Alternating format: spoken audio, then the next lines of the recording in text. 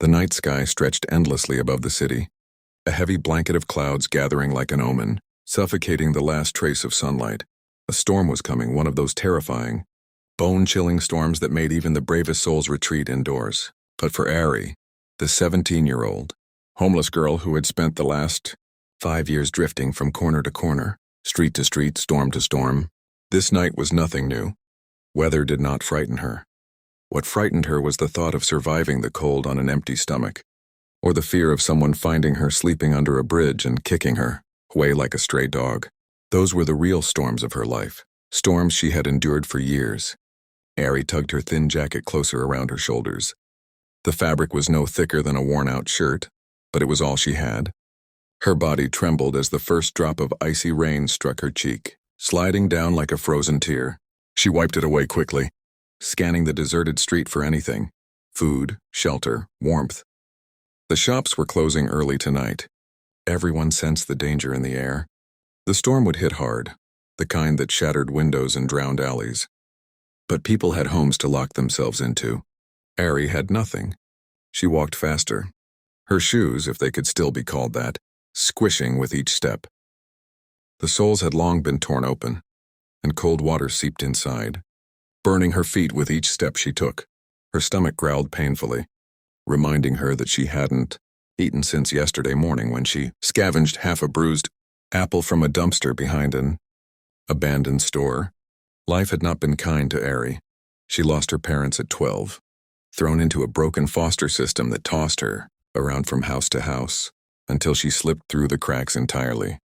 After a final escape from an abusive home, she chose the streets where pain was at least predictable, and survival depended not on pleasing people, but on enduring the cold. But there were nights like this one when survival seemed like a cruel joke. Nights when her body wanted to give up and sink into the freezing ground just to stop the constant shivering. Nights when her heart whispered that if she disappeared, no one would notice, not a soul. As she crossed the street, the wind picked up, pushing against her body so fiercely, it felt like invisible hands trying to shove her backwards. She pulled her arms tighter around her chest and bent low, struggling to keep her footing. The sky growled deeply overhead. The storm was moments away. Ari glanced around desperately. She needed shelter anywhere, even a broken shed or an unlocked garage.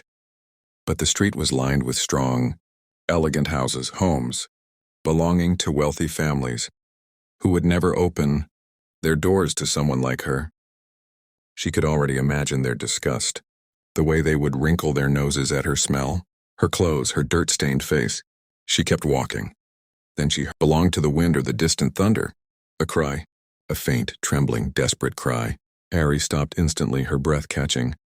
She turned her head left and right, squinting through the dim, flickering streetlights. The cry came again, higher pitched this time, shakier. A baby. Ari's heart lurched painfully in her chest. She knew that sound.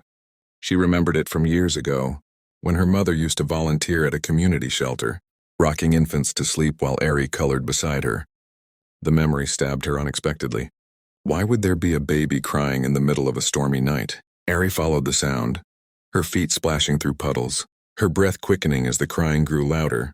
She turned the corner near an old train station, long abandoned, covered in graffiti and avoided by almost everyone, except tonight. The crying was coming from behind a broken metal bench near the station wall.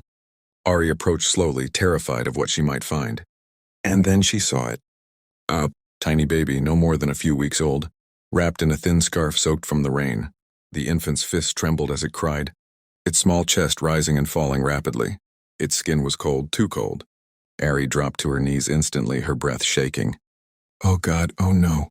Who would do this?" she whispered, touching the baby's tiny hand. It was freezing, ice cold. She nearly gasped. She picked the infant up gently, pressing the small body against her chest. It's okay. I'm here," she murmured, though she was shaking herself. A wave of helplessness hit her. She had nothing, no home, no warmth, no food. How could she save a baby when she couldn't even save herself? But the moment she felt the baby's weak breath against her skin, something inside her snapped into place, an instinct stronger than fear, stronger than hunger, stronger than the storm. She couldn't leave him. She wouldn't leave him. A bolt of lightning ripped across the sky, Rain poured down in savage sheets, drenching both of them instantly. Ari shielded the baby's tiny face with her hand, her heart pounding. She needed help. Real help. Even if the world hated her, even if no one wanted her near, even if she had to beg. Tonight, she would do anything to keep this baby alive. A mansion stood far down the road, a massive property with towering iron gates and bright security lights. It belonged to Lucas Hale, the billionaire philanthropist and widowed father whose face often flashed across city billboards. Ari had seen his picture dozens of times. A good man, a father who lost his wife, a businessman with a reputation for compassion. He was her only chance. Ari tightened her grip on the baby, wrapped her thin jacket around him as much as she could, and began to run. Her feet splashed through water. Her breathing turned ragged. The wind whipped her hair across her face as thunder exploded overhead. She nearly slipped twice but kept going, clutching the infant tightly to her chest. The storm's fury pushed against her like a wall, but she fought through it, one painful step after another. When she finally reached the iron gates, she was drenched from head to toe, trembling uncontrollably, her breath coming in painful gasps, her knuckles rapped against the gate, desperate and frantic. "Please," she shouted into the night. "Please, help! Someone help!" Lightning cracked, illuminating her soaked silhouette. Seconds passed. No answer. She hit the gate again, tears mixing with the rain. "Please, there's a baby. He's freezing."